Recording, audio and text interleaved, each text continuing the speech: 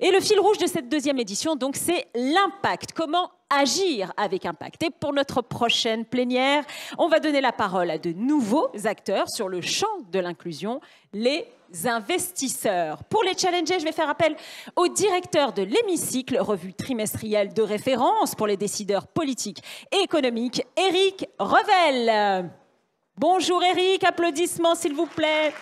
Également, puisque non, Éric, vous n'êtes pas obligé, non, mais vous allez challenger quand même ces investisseurs. J'ai appris un mot en tout cas, hein, charbonariat. Charbonariat. Ça sera à vous de charbonner maintenant jusqu'à 15h42. Je vais charbonner. Merci beaucoup. Donc, vous l'avez dit, on va parler des investisseurs nouveaux acteurs de l'impact. Je vais demander à Aliette Leleu, la directrice de la fondation Accenture, à Fanny Picard, la présidente d'Alter Equity, à Jacques-Emmanuel Saulnier, que j'ai aperçu tout à l'heure, le directeur de la fondation Total Énergie et de l'engagement citoyen. Et enfin, à Arnaud Muret, le directeur de l'OPCO des entreprises de proximité, de venir me rejoindre. Sous vos applaudissements, on peut les encourager toujours.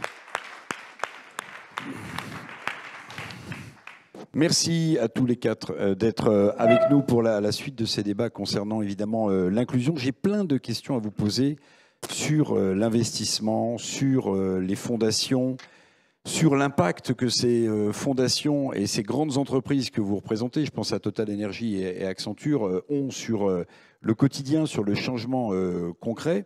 Mais j'aimerais commencer avec vous, Fanny Picard, présidente d'Alter Equity. Alors, vous avez un track record formidable pour ceux qui ne vous connaissent pas dans la finance au sens large, mais il y a cette aventure d'Alter Equity. Peut-être en deux mots, ce qu'est Alter Equity pour qu'on puisse rentrer directement dans notre sujet, notamment sur la question de la finance et de l'impact. En deux mots, parce que sur l'histoire, il faudrait que je fasse un lien entre les... Oui, c'est pour ça que je commence par vous. En deux mots, Alter Equity, nous avons été la première société cherchant à investir d'une manière qui soutienne l'intérêt général dans sa double dimension sociale et environnementale. Et concrètement, nous investissons au capital d'entreprises dont l'activité est utile aux personnes ou à la nature. Et comme nous voulons qu'elles aient l'impact le plus important possible en matière d'intérêt général, nous leur demandons aussi de progresser dans leur pratique de gestion, dans leur comportement, vers plus de responsabilité, et là encore, à la fois sociale et environnementale, et le tout en recherchant un rendement financier rémunérant le risque pris par nos souscripteurs. Donc nous ne nous inscrivons pas dans ce que l'on appelle en France l'économie sociale et solidaire, mais dans une économie au service du bien commun.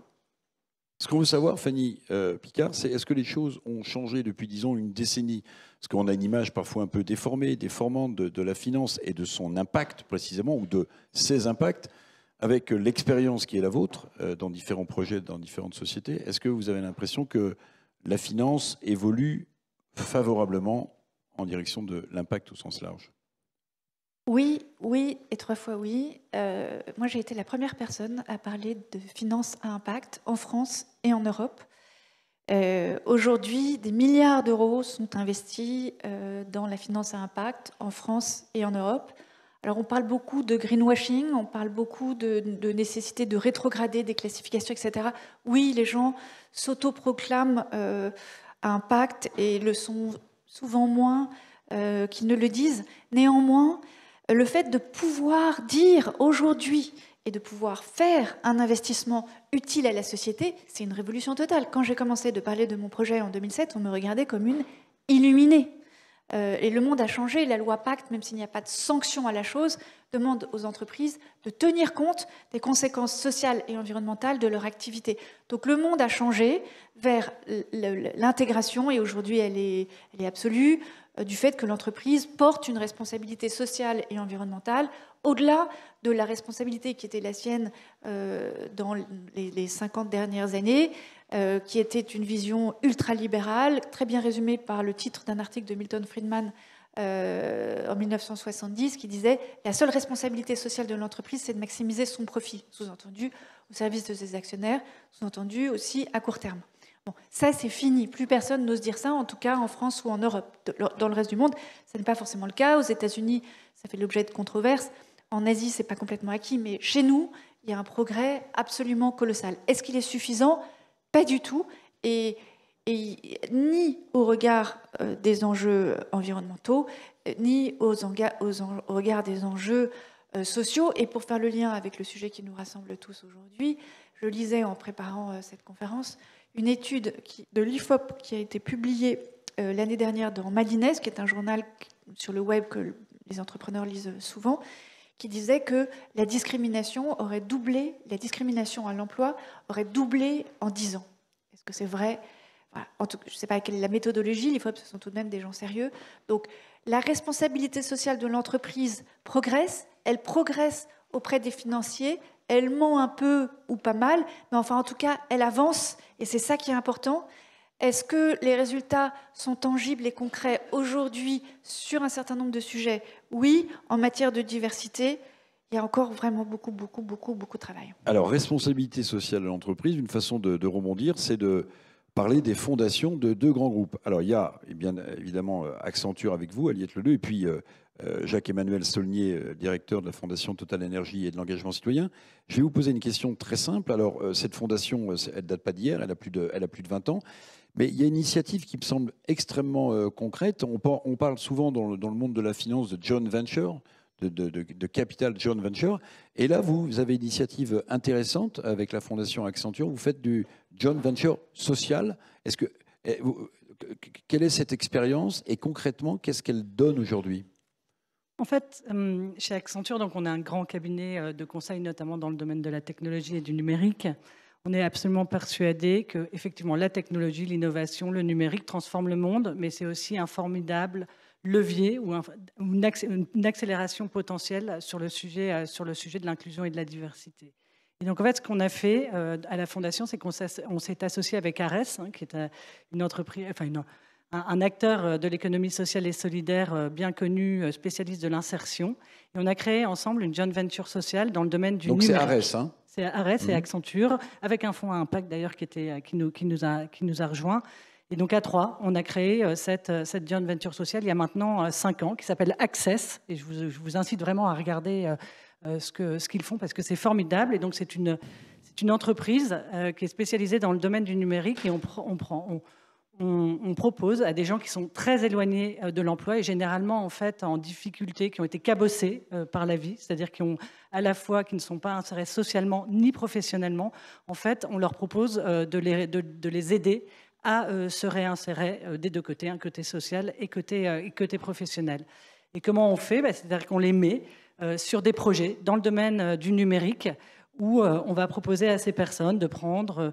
ils vont devenir des agents sur le support de niveau 1 ou niveau 2 dans les call centers que vous pouvez avoir dans le domaine de l'informatique. Ils vont devenir testeurs, ils vont devenir développeurs pour un certain nombre d'entre eux dans un parcours généralement autour de 2 ans, très encadré au départ, c'est-à-dire que c'est 3 ou 4 collaborateurs pour un manager qui va les faire monter en compétences, les encadrer. Mais ils sont sur les projets chez des clients. C'est-à-dire que c'est vraiment une mise en situation réels, c'est-à-dire qu'ils vont être sur des projets qui peuvent être vendus par Accenture et on va en sous-traiter une partie à Access, ou ils peuvent être sur des projets directement et travailler directement pour des clients ou travailler pour nos concurrents, nous Accenture, puisque cette joint venture sociale, on a juste pour objectif d'essayer de favoriser l'insertion d'un certain nombre de personnes. C'est 40 collaborateurs tous les ans, alors on espère passer de 40 à 200. C'est un modèle économique qui fonctionne, donc c'est l'insertion par le modèle économique. C'est un modèle économique rentable, profitable, je veux dire, qui nous permet de réinvestir et de grandir autour de ces sujets-là. Donc c'est un modèle extrêmement intéressant et c'est un taux de sortie, on parle de taux de sortie positif, c'est-à-dire des gens qui vont soit trouver un emploi à l'issue de ces 2 années, soit repartir pour un certain nombre sur des formations, parce qu'en fait, ils ont trouvé leur voie. Et si vous voulez être développeur et si vous voulez gravir les échelons, il est parfois nécessaire d'avoir des formations complémentaires. Donc, c'est un taux de sortie positif d'environ 80%, ce qui est extrêmement élevé dans ce domaine-là. Alors, je voulais commencer par cet exemple de joint venture social avec la Fondation Accenture, mais Jacques-Emmanuel Saulnier, la question que je me pose tout bêtement, quand on parle d'impact social, est-ce que finalement le premier impact social d'une entreprise, d'un grand groupe comme Total Énergie, c'est pas de l'emploi, de la création de valeur? Est-ce que l'impact social de l'entreprise commence pas par là? Sans doute, Et je dirais même que pour une entreprise comme la nôtre, ça ne la rend ni mieux ni pire, qui est d'abord et avant tout un fournisseur d'énergie, le fait d'apporter à nos clients, particuliers ou entreprises, mais de l'énergie, et être capable de le faire de manière fiable, le plus abordable possible, même si effectivement dans la conjoncture que nous traversons, ce n'est pas la chose la plus évidente, je l'admets. Et puis, on l'a évoqué de la manière également la plus propre possible, compte tenu du fait que l'énergie que nous avons fournie a eu pour conséquence, a été source de développement et d'inclusion.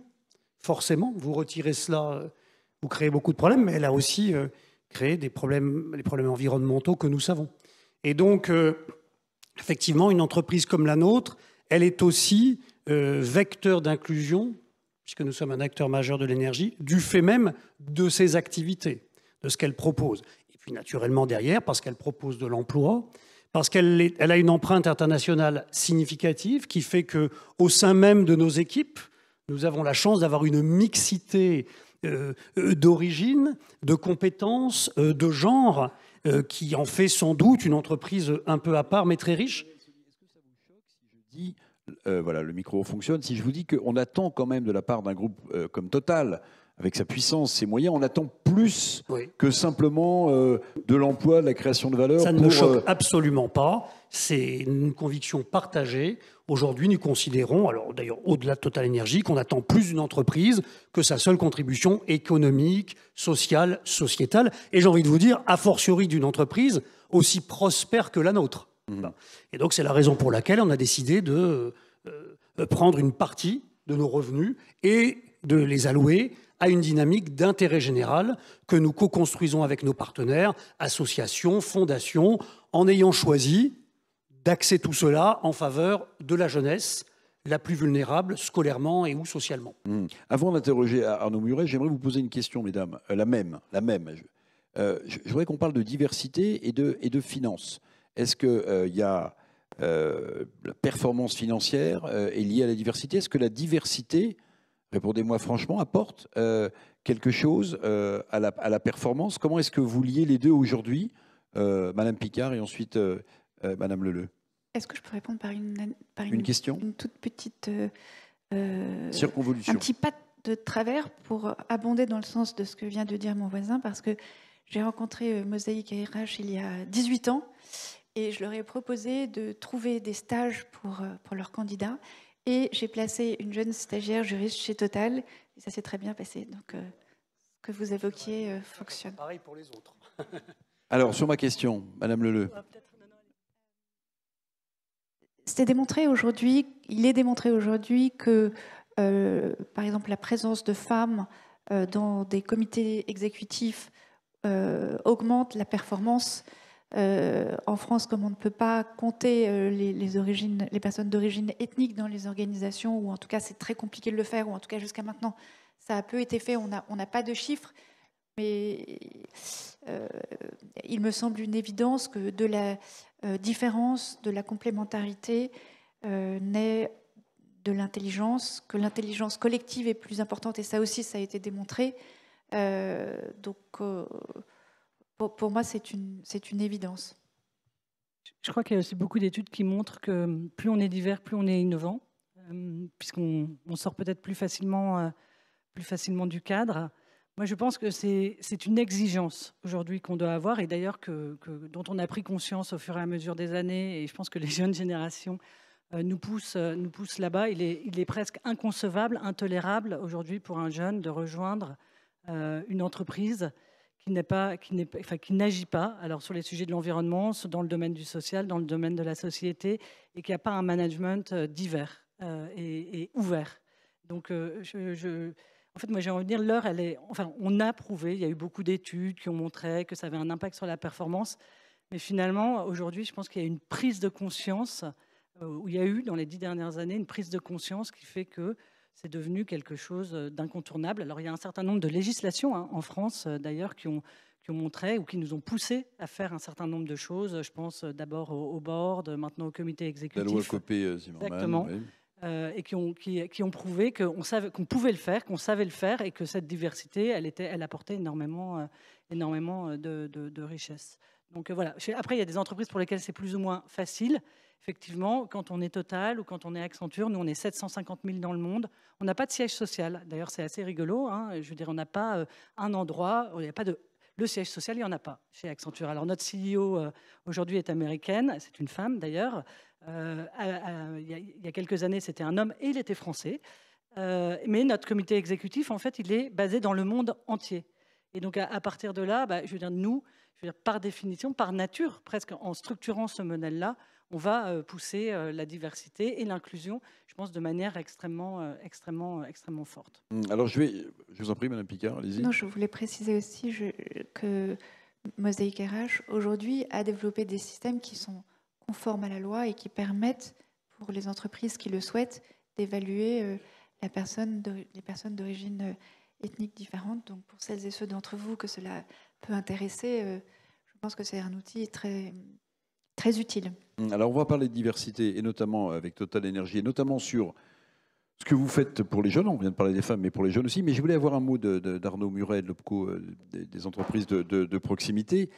On a le sentiment, mais peut-être que je me trompe complètement, que quand on parle d'investissement et d'impact de l'investissement, on parle d'investissement un peu dans les structures, dans le dur, mais pour que cette diversité existe, il faut aussi investir, j'allais dire, dans ce que les sociologues appellent le capital humain. Oui, tout à fait. Et le point que vous soulignez, c'est que quand on parle d'investissement, le premier investissement auquel on pense, c'est l'investissement économique. Et on l'oppose, entre guillemets, au capital humain. Alors quand je dis on l'oppose, c'est que le capital humain, aujourd'hui, on essaie d'en faire un capital, mais aujourd'hui, toute dépense en direction des humains est une charge dans l'entreprise. Ce n'est pas un investissement économiquement. Et quand on regarde les choses comme ça, je me suis amusé à faire un petit calcul, et ce que je vous dis, c'est dans le jaune budgétaire 2022, avec les chiffres de 2019, les entreprises en France ont investi pour 573 milliards d'euros en 2019. Donc c'est l'achat de matériel, des murs, des ponts.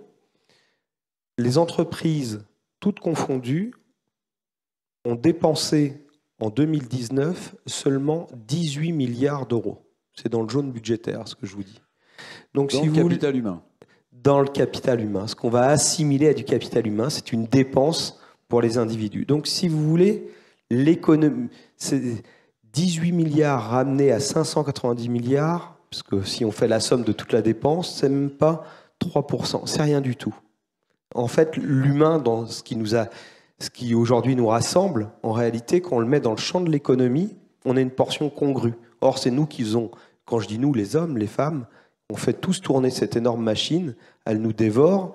Je ne veux pas vous tenir un discours politique, mais c'est les chiffres. Ce que je vous dis, c'est dans le jaune budgétaire. Et ça pose des questions de quand on parle d'investissement, et qui plus est, au XXIe siècle, quand on parle d'économie de la connaissance. C'est-à-dire qu'aujourd'hui, on parle que d'économie de la connaissance, et l'investissement que nous avons fait sur l'humain, qui finalement incarne la connaissance, 18 milliards versus 573 milliards dans des biens matériels. Voilà. Alors c'est un point important, et souvent on dit que finalement ce qui est rare, ce n'est pas le capital financier, c'est précisément le capital humain. C'est celui-ci qu'il faudrait plutôt choyer. Et dans ce capital humain, il y a le sujet qui nous intéresse, la diversité et l'inclusion de cette diversité. Comment, je ne sais pas si les uns et les autres ont une réponse à cette question, mais comment explique-t-on que finalement ce qui est le plus précieux et le plus rare, c'est-à-dire le capital humain, est finalement le capital dans lequel on investit le moins? Si vous me permettez, je prendrai une casquette un peu de sociologue, et ça renvoie à une intervention de Madame lorsqu'elle a parlé de l'innovation, de la diversité qui est de la source d'innovation. C'est-à-dire que, si vous voulez, je vais vous prendre une image un peu simplette, mais quand on a un marteau, tout a une tête de clou. Le problème, c'est que quand vous avez quelque chose qui est trop homogène, à un moment donné, on finit par tourner en rond. Quand vous avez une richesse de points de vue, à un moment donné, va émerger une autre façon de voir le monde. Alors, si on est dans le darwinisme, c'est la théorie des espèces, ça veut dire qu'il y en a toujours une qui arrive à s'adapter à son environnement mieux que les autres. Et quand vous êtes avec des hommes, on l'a toujours expérimenté, on l'a tous expérimenté dans un collectif. Quand on est dans une situation bloquée, il y en a un qui dit « et si on essayait de faire ça autrement ?» et souvent, ça apporte quelque chose. Donc, la denrée repose sur la diversité. Alors, je voudrais qu'on parle donc des jeunes, sauf si vous voulez éclairer ma question. Je voulais juste ajouter quelque chose, parce qu'aujourd'hui, on parle beaucoup de guerre des talents et de la difficulté d'attirer des talents et de les garder. Et on a fait une étude intéressante il y a 2 ans. Et en fait, on a montré, dans la population Accenture, qui est plutôt jeune et diverse, comme je l'ai dit, on a montré qu'en fait, quand on était capable de reconnaître la singularité des individus, ils avaient un sentiment d'appartenance qui était 2 fois plus élevé que les autres. Et donc, en fait, je trouve que c'est extrêmement intéressant parce que ça nous dit beaucoup de choses sur le sujet de la diversité, ça nous dit beaucoup de choses sur le sujet de l'inclusion et, en fait, sur l'impact, entre guillemets, que ça a derrière sur le capital humain dont vous parlez et la manière de faire, entre guillemets, fructifier ce capital. En tout cas, je pense qu'aujourd'hui, où nous vivons la pénurie des talents, ce qui est quand même assez récent, et ce qui est le cas de pratiquement toutes les entreprises, il me semble que l'attention prêtée à l'humain augmente et se professionnalise. Donc c'est intéressant. Alors, Jacques-Emmanuel Saulny, je voulais qu'on parle des jeunes, parce qu'en préparant cette table ronde, j'ai vu que Total Energy, ce que j'ignorais, faisait beaucoup de choses, et notamment, je voudrais que vous nous éclairiez sur ce partenariat avec la Fédération nationale des écoles de production, je crois que c'est comme ça que ça s'appelle. Ça concerne les 15-18 ans. 15-18 ans. Voilà, parlez-nous de ce que vous faites et puis aussi de la question finalement la plus difficile quand on aborde ces questions de jeunes et de diversité, c'est l'origine sociale, ethnique des jeunes qui travaillent, autour d'une phrase que j'aime bien, faire pour apprendre. Oui. Au-delà de l'origine ethnique et sociale, il y a plus largement une dimension de territoire qui se pose. Et c'est le constat que nous avons fait avec nos partenaires naturellement, sachant que le consensus arrive au fait que sur 700 000 jeunes, il y en a environ 80, 100 000, alors on peut discuter, mais enfin c'est quand même tout de même beaucoup, qui sortent du dispositif sans aucune qualification et pour être un peu trivial, qui disparaissent des écrans radars.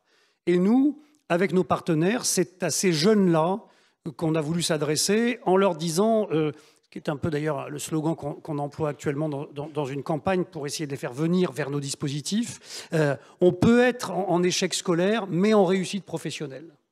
Et pour cela, nous avons effectivement décidé de travailler avec les écoles de production sur l'ensemble du territoire national, sur la base de filières professionnelles de formation qui sont créées en fonction de la demande des territoires, donc avec les écosystèmes des collectivités locales, des PME, PMI, de l'ensemble des acteurs, un rôle majeur, je le dis, des missions locales et de Pôle emploi, qui sont le sourcing et qui sont vraiment, je leur rends hommage parce que nous sommes au cœur de l'État ici. Alors il faut rendre hommage à ces acteurs majeurs de cette dynamique qui essayent de ramener des jeunes à l'emploi. Et ensemble, effectivement, on a décidé avec les écoles de production d'arriver à échéance de 10 ans, donc le partenariat à 5 ans, il vise d'en avoir une centaine sur le territoire. Ils étaient à 44 début septembre. Chez Total Energy, nous soutenons en particulier les filières de formation au métier de l'industrie ou du bois, mais il y en a d'autres, mécanique, maraîchage. C'est à peu près 100% de qualification d'atteinte au certificat, le CAP ou le bac pro, quasiment 100%, et quasiment 100% soit sortent en CDI, soit décident de poursuivre leur formation vers des qualifications supérieures. Donc c'est vraiment du faire pour apprendre et pour ensuite entreprendre une carrière professionnelle la plus épanouissante possible, alors qu'on partait vraiment de très loin. Il y a aussi l'initiative Astin, dont aussi on pourrait parler. Alors ça, c'est une initiative de la Fondation Total Energy, voilà. directement, donc, qui est un peu sur le même modèle que celui des écoles de production dont je viens de vous parler, qui a quelques différences, notamment dans le processus pédagogique. D'abord, chez nous, on va un peu plus loin en âge, c'est-à-dire que les écoles de production, nous, on venait un petit peu après, on peut aller jusqu'à 30 ans, premier point. Deuxièmement, il n'y a pas d'entrée, il n'y a pas de sortie. Si Eric où Aliette décide de rejoindre l'école au mois de J'ai mars. plus de 30 ans. Hein. Mais on vous prendra quand même, au mois de mars, et que Jacques-Emmanuel et Fanny, pour diverses raisons de leur parcours personnel, c'est au mois de septembre, eh bien, ils arrivent dès lors qu'effectivement, ils ont passé les entretiens. Et puis de la même manière, si Eric obtient sa certification en 6 ou 8 mois, et que Fanny l'obtient en 12 parce que, eh bien, effectivement, elle a peut-être besoin de plus de temps ou qu'elle a des sujets personnels qui ont... Eh bien, c'est pas grave. L'essentiel, c'est qu'on ait sa certification et qu'ensuite, on peut rejoindre le parcours professionnel, sachant que tout cela se fait en alternance avec et dans les entreprises qui nous aident à co-construire les filières. Les filières, elles ne sortent pas de nulle part. Si on les construit, si on les propose à ces jeunes, c'est parce qu'il y a un emploi à la clé. Un mot avant de poser la question à Arnaud Muret, de savoir ce qu'il pense, ce genre d'initiative. C'est intéressant d'avoir l'avis du directeur de l'OPCO des entreprises de proximité. Mais juste, Jacques-Emmanuel, on est bien d'accord, la loi interdit que les métiers, les filières que vous encouragez, dans lesquelles vous recrutez, soient liés au business de Total. Ce ne sont en rien des centres de formation de la compagnie Total Énergie, ce serait d'ailleurs formellement interdit, ou ce serait autre chose. Ce ne serait pas une démarche d'intérêt général, ce serait une démarche d'ailleurs sans doute de l'ordre de la RSE, d'une entreprise qui, effectivement, on parlait tout à l'heure de l'importance de l'emploi, forme des jeunes pour ses propres besoins. Ce serait autre chose. Rien du tout de cela dans ces démarches. Rien n'empêche un jeune ou une jeune de postuler ensuite sur notre site internet s'il y a des offres. Mais ce n'est pas l'objectif. Arnaud Muret, qu'est-ce que vous pensez de ce genre d'initiative de grands groupes privés? C'est vraiment remarquable. Moi, la plupart d'entre vous, vous ne savez pas vraiment ce qu'est un OPCO, ça veut dire opérateur de compétences des entreprises de proximité. Nous sommes une chose qui a été créée en 2018 dans le cadre de la réforme de la formation professionnelle qui s'est complètement réorientée autour de l'apprentissage. Donc ce que vous disiez, j'y suis extrêmement sensible et votre initiative, c'est quelque chose de très remarquable dès lors où des grands groupes comme le vôtre finalement prennent part au fonctionnement de la société. Et comme vous le disiez très justement, rien n'empêche Total d'avoir son propre CFA, mais pour lui-même, mais ce n'est pas la même finalité. Là, aujourd'hui, l'apprentissage, et par rapport à ce qui, toutes les démarches inclusives, c'est quelque chose de formidable. Je vais juste vous donner, je ne veux pas vous abreuver de chiffres, mais en 2018, il n'y avait même pas 400 000 apprentis en France. Aujourd'hui, on est à 740 000 apprentis.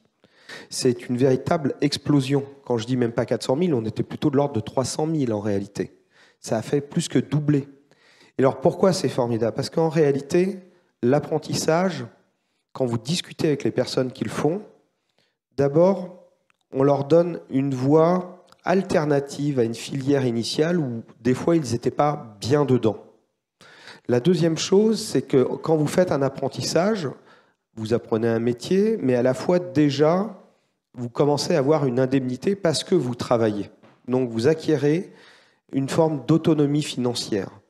Et enfin, ça donne à toute une population qui s'interdisait, par exemple, d'accéder à l'enseignement supérieur, parce que finalement, ça coûte cher quand vous quittez votre village pour aller à la capitale régionale, prendre un studio, vos parents hésitent.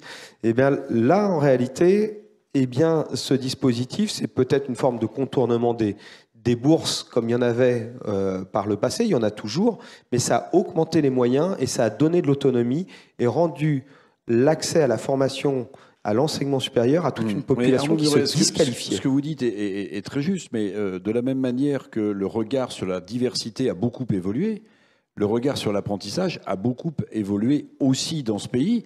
Mais de ce point de vue-là, une partie de la diversité n'est pas à armes égales et une partie de l'apprentissage non plus. Quand vous êtes apprenti au fin fond d'une région française, vous êtes loin de votre centre de formation et vous êtes loin de votre hébergement souvent.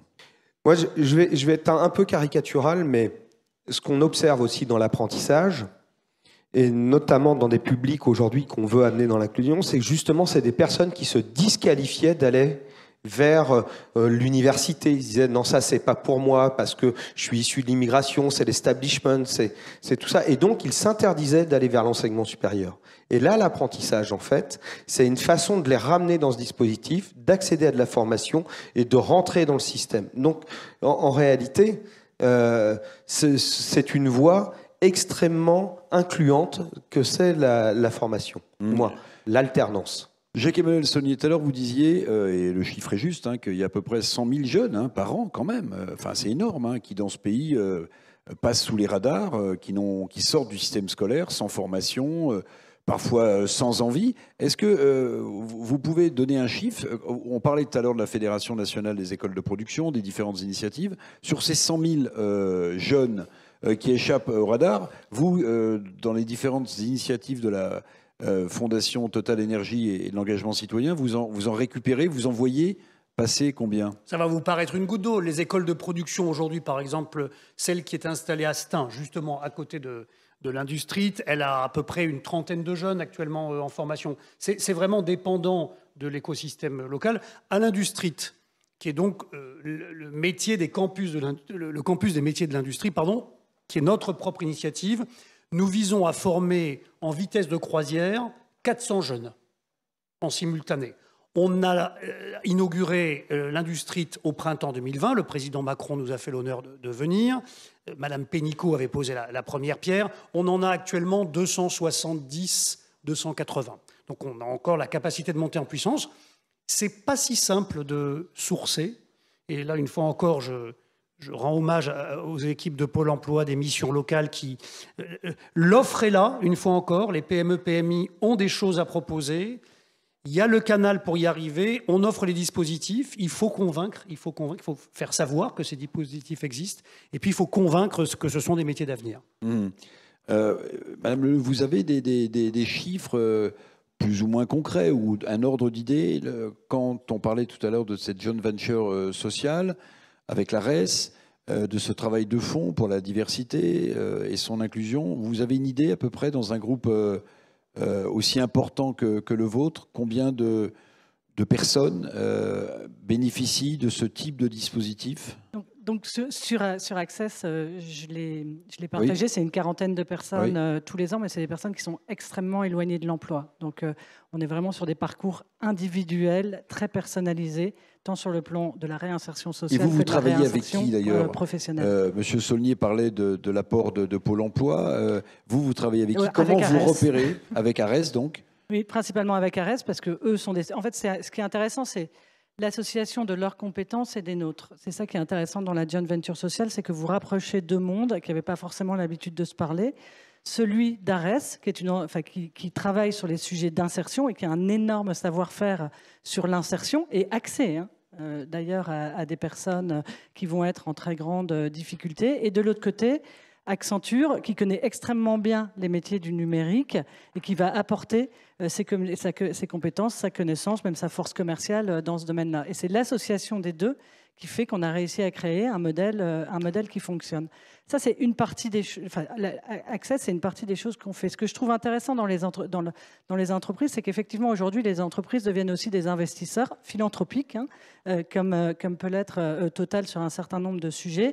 Nous, on a créé une fondation il y a une vingtaine d'années avec pour objectif, de travailler justement sur cette question de la formation, de l'éducation, de l'inclusion. Et donc, parce qu'on a finalement chez nous un énorme vivier humain. Alors, puisque nous, c'est notre seul capital, en fait. Donc, on en prend soin, enfin, j'espère. On a un énorme vivier de gens qui sont des experts, de secteur industriel, de certaines fonctions, mais surtout dans le domaine de la technologie et du numérique. Et ce dont on s'aperçoit, c'est que les associations ou les fondations qui sont en face de nous, en fait, elles ont besoin de développer des outils comme nos clients en ont besoin. Elles ont besoin de se transformer. Vous disiez par exemple la question de l'accès à ces jeunes est un gros sujet. Et ben nous, on va aider en fait des associations à développer des plateformes. Des applications web, des applications sur leur smartphone, des plateformes, alors des outils aussi de gestion de leurs bénéficiaires. On va essayer de les équiper pour les aider à se développer et à passer à l'échelle. Et donc, quand on fait le bilan, c'est pas nous directement qui faisons le travail. On fait le travail pour ces associations, mais au cours des 10 dernières années, grâce au travail qu'on a fait avec ces associations, c'est à peu près 200 000 personnes qui ont été touchées, qui ont été ramenées sur ces sujets de formation, d'éducation ou d'accès à l'emploi. Donc en fait, on se rend compte que les entreprises, que ce soit avec les moyens financiers qu'on peut avoir ou les moyens humains qu'on a, en fait, en allant vers ce monde de l'économie sociale et solidaire, on est capable de faire des choses ou de s'associer, de faire des choses que l'un sans l'autre, on ne serait absolument pas capable de faire. Et donc, je trouve qu'aujourd'hui, il y a une vraie une accélération. Et d'ailleurs, ce qui est intéressant, c'est que maintenant, on s'associe entre fondations pour aller aider des associations qu'on trouve formidables et être sûr qu'en fait, notre accompagnement, il est là dans le temps, il est là sur l'ensemble des sujets sur lesquels elles ont besoin d'être aidées pour passer à l'échelle. Alors, Madame Leleu, vous m'offrez une très belle transition pour les 7 dernières minutes qui nous restent. C'est un sommet de l'inclusion. Ça veut dire que tant qu'il y aura des sommets de l'inclusion, c'est qu'il y aura des choses à faire progresser.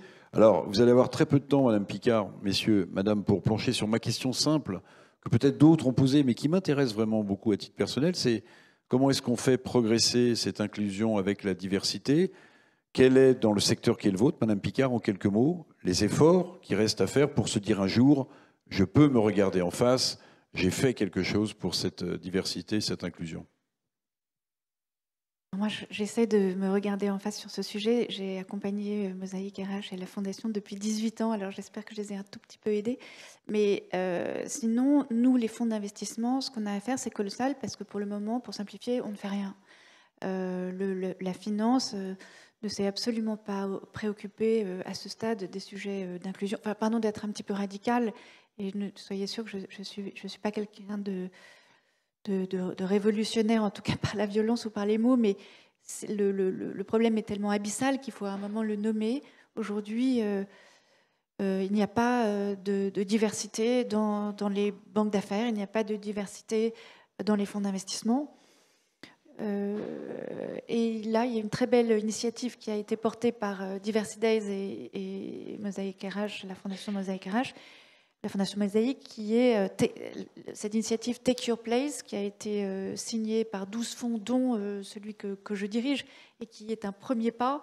Je ne vais pas entrer dans le détail des obligations, des engagements qui sont pris dans ce contexte, mais pour que les fonds exigent des entreprises au capital desquelles ils se positionnent une action beaucoup plus volontaire en matière de diversité. Mais qu'est-ce qu'il reste à faire? Il reste à faire énormément.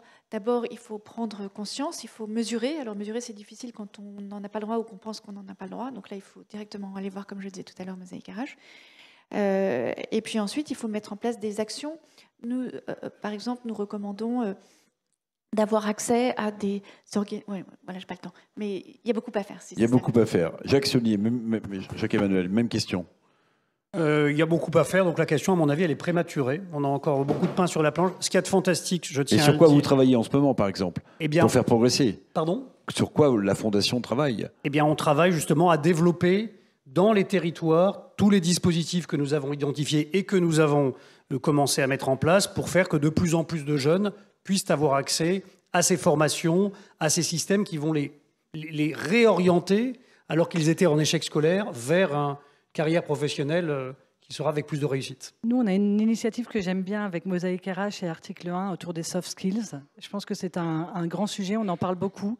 Donc en fait, ce qu'on essaye de faire ensemble, c'est de l'objectiver.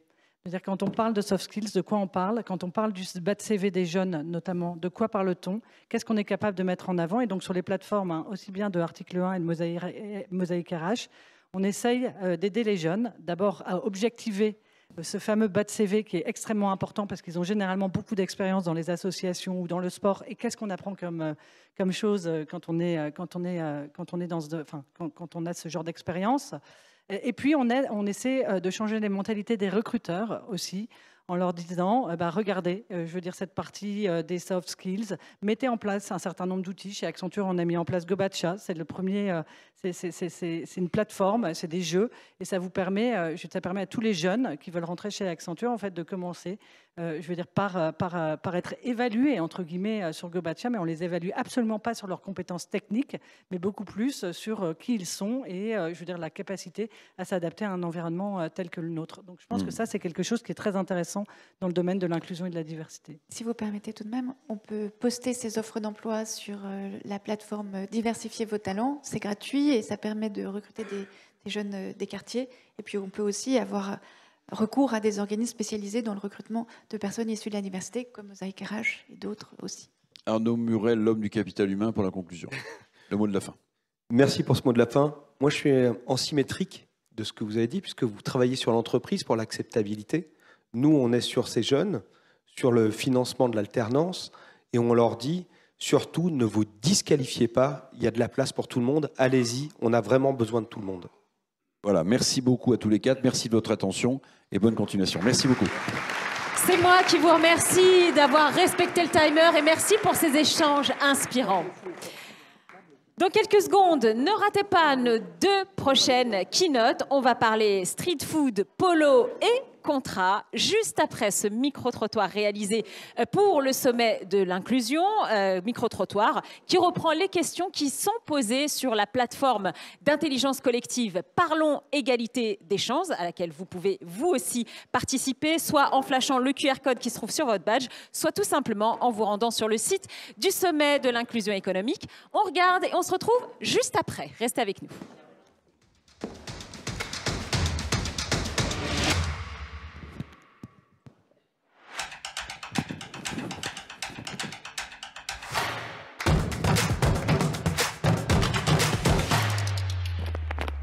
Pour moi, l'action prioritaire, ça serait de former les entreprises et les salariés sur ces questions-là. L'accompagnement de ces managers, de ces recruteurs, sur le recrutement de collaborateurs sans regard sur le sexe de la personne. Proposer à tous les employés, quels qu'ils soient, des conditions de travail égales. Éduquer surtout les salariés et les recruteurs, les fonctions RH. Je pense que de former aussi sur le tas, comme on dit, c'est hyper important. Il faut que les gens aident les jeunes à être motivés et en fonction de la motivation, pas nécessairement juste en fonction des examens et du CV, en fonction du relationnel, quoi. Et vous, l'inclusion économique, vous en pensez quoi? Nous comptons sur vous. Chaque avis et chaque idée compte. Connectez-vous jusqu'au 29 novembre inclus sur parlons-égalitédeschances.fr.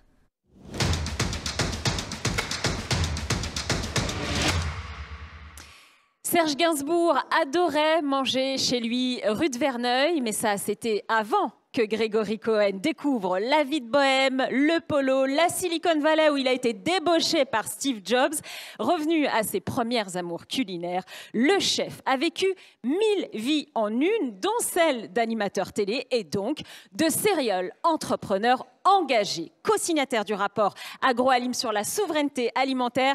Merci d'accueillir le chef Grégory Cohen, s'il vous plaît. Alors Grégory, au choix, pupitre ou micro, mais j'ai l'impression que le micro vous fait de l'œil.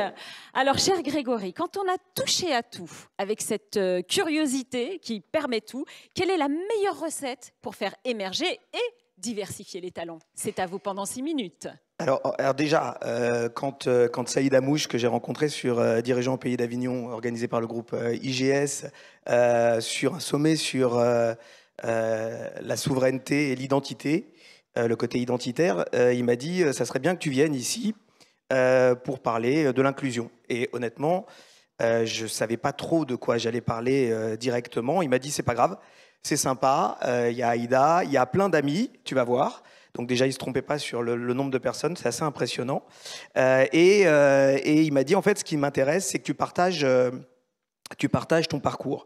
Et jusqu'à ce que Arlette Leleu parle de bas de CV ou de soft skills, je me demandais ce que mon parcours pouvait avoir d'intéressant. Et en fait, mon parcours à moi, il n'est composé que de bas de CV et que de soft skills. J'ai commencé à l'âge de 13 ans dans le restaurant gastronomique de mes parents, donc rue de Verneuil. Et pendant que mon père disait qu'il fallait absolument que j'apprenne un métier, la cuisine, ma mère disait qu'il fallait absolument que je continue l'école. Et en l'occurrence, j'avais eu la chance d'être dans une école qui m'apprenait les langues et l'informatique. Et par le plus grand des hasards, donc à mes 23 ans, je fais mon service militaire, je décide de ne pas aller dans la voie que mon père m'avait tracée. C'est trop jeune, on démarre à 13 ans, on n'a pas de vie. Et à 23 ans, on découvre en fait une mixité, on découvre plein de personnes différentes et on a envie de découvrir le monde. Je pars faire mon tour du monde, je vous la fais courte. Je reviens en France, je découvre Internet, je suis persuadé de devenir le roi du monde parce que j'étais le premier aux États-Unis à faire de l'Internet. Et j'arrive en France, et en France, je me prends un Minitel en pleine tête. Et on me dit, ça n'a absolument aucun intérêt, Internet, ça ne marchera jamais. Le Minitel, c'est un modèle économique qui fonctionne. Plus tu restes connecté dessus, pour ceux qui ont connu ce Minitel, plus tu restes connecté dessus, plus ça rapporte de l'argent. Une société de services gratuite, c'est pas encore dans notre mentalité. Coup de bol, je me fais débaucher effectivement par Steve Jobs. J'organise l'Apple Expo. Et pendant cette Apple Expo, je fais une grosse erreur, je me trompe. Je fais un kakémono, vous savez, à l'époque, il y avait la pub, c'était les Genius. Et je fais un kakémono, mais pas dans la qualité de produit qui était la même que ceux qu'il faisait aux États-Unis. Et donc, toute l'équipe marketing de Steve Jobs, qui était très formatée, dit non, mais nous, on ne va pas présenter, on va laisser Grégory présenter, c'est lui qui a fait l'erreur. Et Steve Jobs arrive, il voit le kakémono, il dit mais qui a fait ça? Évidemment, il se retourne, son équipe était à peu près à 10 km derrière. Et donc, je suis là et je dis c'est moi. Et l'après-midi même, j'avais une offre d'embauche pour partir dans la Silicon Valley et à Cupertino. Et donc, j'ai travaillé chez CKS, qui était l'agence interactive de Steve Jobs. Et on a développé une tonne de choses. Une des problématiques principales, et c'est assez intéressant, c'est que sur toute la réflexion qu'il y avait, c'était une réflexion qui était effectuée et orientée, c'est ce que j'ai appris là-bas, autour de l'humain. L'humain. C'est l'humain qui fait tout. Et à l'époque, Apple avait un problème. Il disait on ne réussit pas à vendre en France nos ordinateurs. Donc les gens expliquaient autour de l'équipe que c'est normal. Ils ne réussissaient pas à vendre les ordinateurs parce qu'il n'y avait pas d'Apple Store en France. Il n'y avait que des généralistes, type Fnac.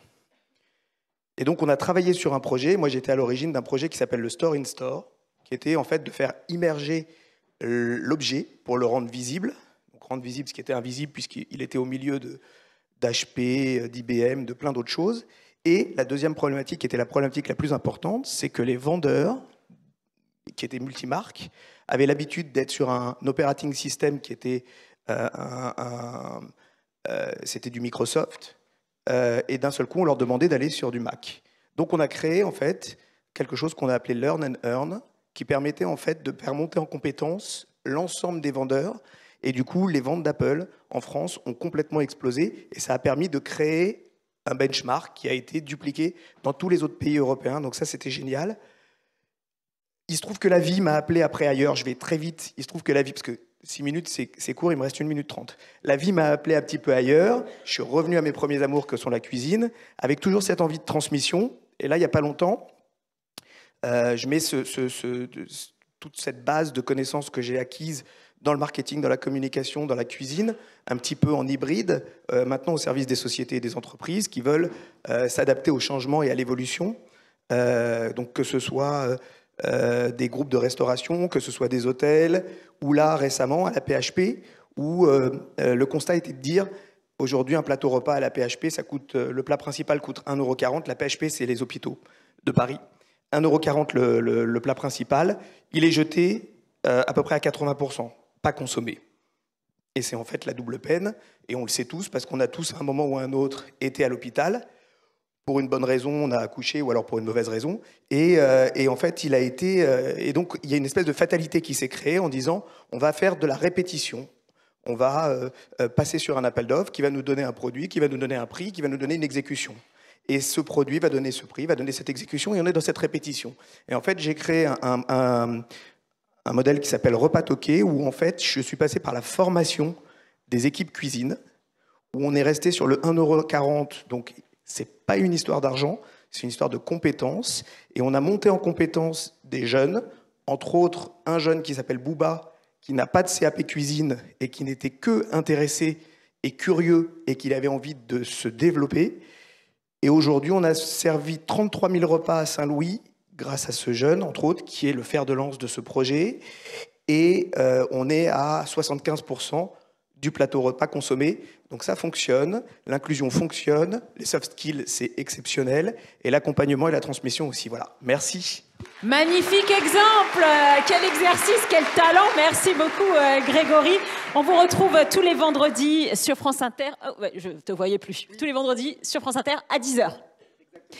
On enchaîne, merci beaucoup. Alors, on change d'univers, mais pas d'objectif, qui est donc de trouver et garder les talents d'où qu'ils viennent. La transformation est en marche et celui qui en a la charge chez Intermarché Netto, il s'appelle Fatala Charef. S'il vous plaît, Fatala, bienvenue.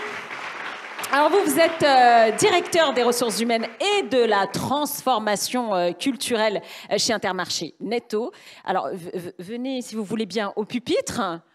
Voilà, parce que j'ai toutes mes notes là, ça va vous perturber, je suis désolée. Donc soit pupitre, soit micro, c'est vous qui voyez.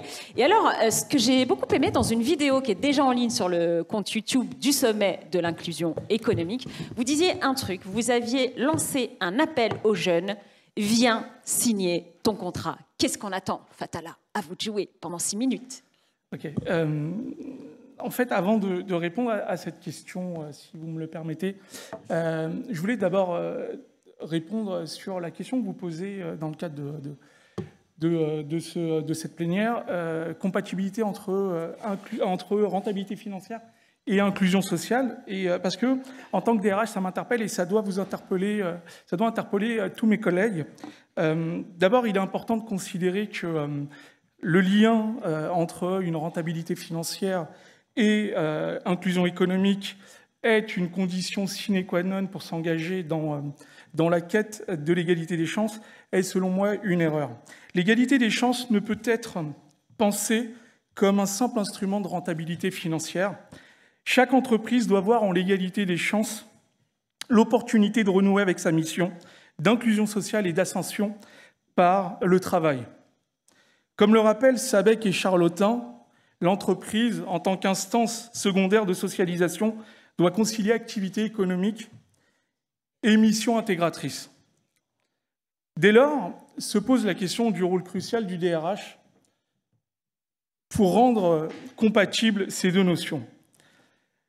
Le DRH a une grande responsabilité pour au moins trois raisons. La première, en sa qualité d'acteur clé de la gouvernance des comportements individuels et collectifs, il est la première sentinelle de l'entreprise qui doit veiller à s'opposer à l'entrée dans l'entreprise de pratiques discriminantes. Deuxièmement, en sa qualité d'acteur clé de la transformation culturelle, il doit faire de l'inclusion économique la pierre angulaire de la stratégie RH de l'entreprise. Enfin, en sa qualité de représentant au COMEX des dimensions sociales et managériales, il doit veiller à ce que lors des prises de décision ou des débats, la question de l'inclusion économique soit systématiquement prise en considération. Interface clé avec la société, le DRH n'est pas là que pour satisfaire l'actionnaire. Il est le légitime représentant de l'ensemble des parties prenantes de l'entreprise. Et à ce titre, il doit garantir la prise en considération des intérêts de l'ensemble de ces parties prenantes, dont les parties prenantes disposant le moins de pouvoir dans l'entreprise, les salariés et les candidats. À mon sens, le DRH, plus que quiconque dans l'entreprise, est donc investi naturellement de cette mission républicaine en édifiant l'entreprise aux couleurs de la France et au parfum de la performance. Ceci étant dit, ne soyons pas dupes, l'égalité des chances sera d'autant promue et recherchée qu'elle est créatrice de valeur économique. Que la diversité soit une richesse, le célèbre écrivain et aviateur Antoine de Saint-Exupéry en était déjà convaincu. N'écrit-il pas dans Citadelle « Si tu diffères de moi, mon frère, loin de me léser, tu m'enrichis ». Ici, Antoine de Saint-Exupéry nous rappelle tout simplement que par nature, les hommes sont tous frères, donc égaux, quelles que soient leurs différences. Cette pensée devenue citation invite chacun d'entre nous à accepter les différences, car pour lui, la rencontre de l'autre est source de nouveauté et d'enrichissement. Ce lien entre diversité et richesse se comprend aisément si on se réfère également au principe de variété requise, idée selon laquelle plus un système est varié, plus le système qui le pilote doit l'être aussi. Qu'est-ce que cela signifie ? Selon moi, une organisation qui veut maîtriser son environnement et assurer son développement durable doit être au moins aussi diverse que son environnement. Par exemple, Si vous voulez satisfaire vos clients dans toute leur diversité, alors il faut que vos collaborateurs soient aussi divers que vos clients. Cette diversité est chez les mousquetaires, nous l'avons compris, en effet, ce ne sont pas les 2000 chefs d'entreprise des enseignes Intermarché et Netto qui vous diront le contraire, puisque la diversité est une composante forte de notre ADN. Nos chefs d'entreprise, aux histoires et parcours divers et variés, font de la diversité un élément important de notre management. C'est ainsi que nos magasins, qui recouvrent l'ensemble du territoire national, sont à l'image de la clientèle qu'ils accueillent. Cette diversité doit également se refléter à Bondoufle, où se situe le centre névralgique des mousquetaires, car conformément à la fameuse loi de la valeur requise, le système central ne peut espérer contrôler la périphérie que si sa diversité est aussi riche que ce qu'elle est au niveau local. Eh bien, c'est ce qui se passe à Bondoufle, puisque les équipes de services d'appui reflètent cette diversité. D'ailleurs, n'en suis-je pas la preuve vivante? Les mousquetaires n'ont pas hésité à me confier la fonction RH pour accompagner la transformation de nos enseignes, car ils n'ont pas vu en moi le maghrébin musulman et banlieusard, mais ils ont aussi vu en moi un enfant de la République, biberonné à l'école de la méritocratie. Et si les dirigeants d'Intermarché et Netto, comme certains dans cette salle, n'ont pas lu Citadelle, je pense que résonne encore au fond d'eux